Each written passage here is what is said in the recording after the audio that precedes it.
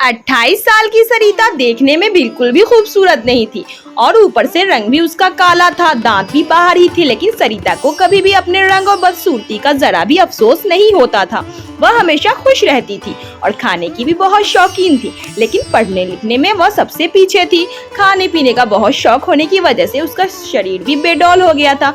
हाँ, लेकिन उसमें एक खूबी यह थी कि वह जहाँ भी रहती थी हमेशा ही हंसती और मुस्कुराती रहती थी और सबको भी वो बहुत हंसाती रहती थी। नेक दिल सरिता का एक शौक और भी था, खाना बनाने का। वह खूब मन से खाना बनाती थी, बड़े चाव से मसाला पीसती थी। खाना बनाने की किताबें पढ़ने का उसे बहुत शौक था और उन किताबों को खूब ध्यान लगाकर पढ़ती थी।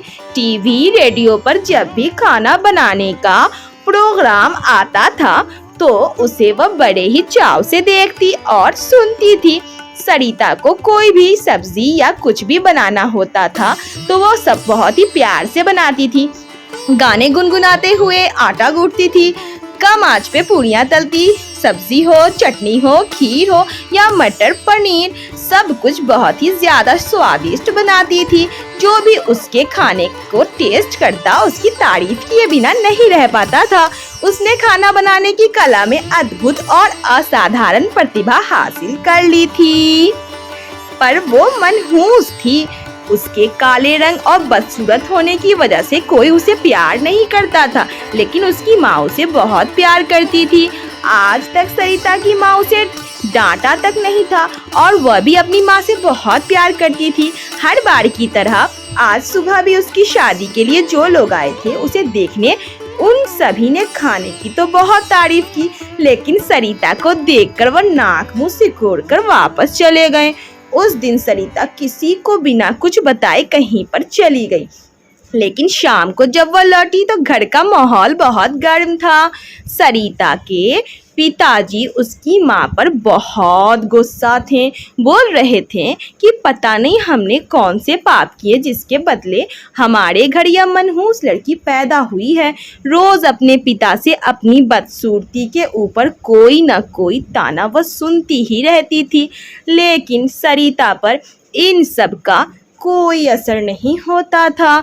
वह बहुत खुशी खुशी अपनी माँ को कुछ बताने गई और उसने अपनी माँ से कहा, माँ बहुत भूख लगी है, पहले कुछ खाने को दो, फिर मैं आपको एक खुशखबरी दूंगी। उसके हाथों में एक सर्टिफिकेट और एक चेक भी था, लेकिन उसकी माँ भी आज बहुत गुस्से में सब्जी काट रही थी। उसकी तरफ देखे बिना ही बोली, सरिता तू सचमुच में बहुत मनहूस है, काश तू पैदा होते ही मर जाती तो आज हमें ये दिन न देखना पड़ता। तेरे 50 रिश्ते आए मगर किसी ने भी तुझे पसंद नहीं किया। उन मनहूस लड़की को अपनी माँ से ऐसी उम्मीद नहीं थी। उसका दिल बैठ गया। उसके चेहरे पर जो खुशी थी वो ना जाने कहाँ गुम हो गई थी, क्योंकि उसके पिता, आस पड़ोस के सभी लोग और उसके सारे रिश्तेदार ही उसे मनहूस करते थे। लेकिन उसकी माँ ने ये शब्द उसके लिए कभी नहीं इस्तेमाल किए थे, किसी बात पर उसे कभी नहीं डांटा था। तो बस उसे इस बात की ही खुशी थी कि उसकी माँ उससे बहुत प्यार करती है, इसलिए वह किसी की बातों पर ना ध्यान देती थी और ना ही बुरा मानती थी। लेकिन आज उसने उदास होकर अपनी माँ से पूछा, माँ क्या मैं सचमुच मनहूस हूँ? माँ क्या मैं मर जाऊँ? बोलते बोलते उसका गला रूंध गया और उसका चेहरा लाल हो गया। उस वक्त उसकी माँ ने भी गुस्से में कहा, जा जाकर मर जा ताकि सबको चैन मिले। उस मनहूस लड़की ने अपनी कमरे में जाकर दरवाज़ा अंदर से बंद कर लिया और उसके बाद थोड़ी देर के बाद जैसे ही सरिता की माँ को माँ का गुस्सा थोड़ा शांत हुआ, उसे अपनी गलती का एहसास हुआ, तो वह दौड़ती हुई उसके कमरे की तरफ गई। बहुत आवाज़ देने पर भी जब दरवाज़ा नहीं खुला तो माँ ने दरवाजे को ज़ोर से धक्का दिया। बार बार ज़ोर से धक्का देने के बाद जैसे ही दरवाज़ा खुला तो माँ ने देखा कि सामने दुपट्टे के सहारे जीभ बाहर निकली उस मनहूस बदसूरत लड़की की लाश झूल रही थी। वहीं पर एक चिट्ठी, सर्टिफिकेट और 50,000 रुपये का चेक रखा हुआ था। माँ ने रोते बिलखते हुए चिट्ठी उठाई। उस चिट्ठी में लिखा था, माँ मैंने आज तक किसी को भी बात का बुरा नहीं माना, क्योंकि तुम हमेशा मेरे साथ थी। तुम मेरी ताकत थी। अपनी खूबसूरती मैं तुम्हारी आंखों में देखा करती थी। मैंने आज तक तुम्हारा कहना माना, और आज जब तुमने मरने को बोला तो मैं यह भी मान रही हूँ, अब से तुम एक मनहूस लड़की की माँ नहीं कहलाओगी। माँ, मैंने पढ़ने लिखने की बहुत कोशिश की, मगर मेरे दिमाग में कुछ जाता ही नहीं था। और अगर भगवान ने मुझे ऐसा बनाया था तो इसमें मेरा क्या कसूर था। मुझे सबने काली, मनहूस, बेढंगी और भी बहुत कुछ कहा, लेकिन मुझे उन सब की बातों का कभी बुरा नहीं लगा।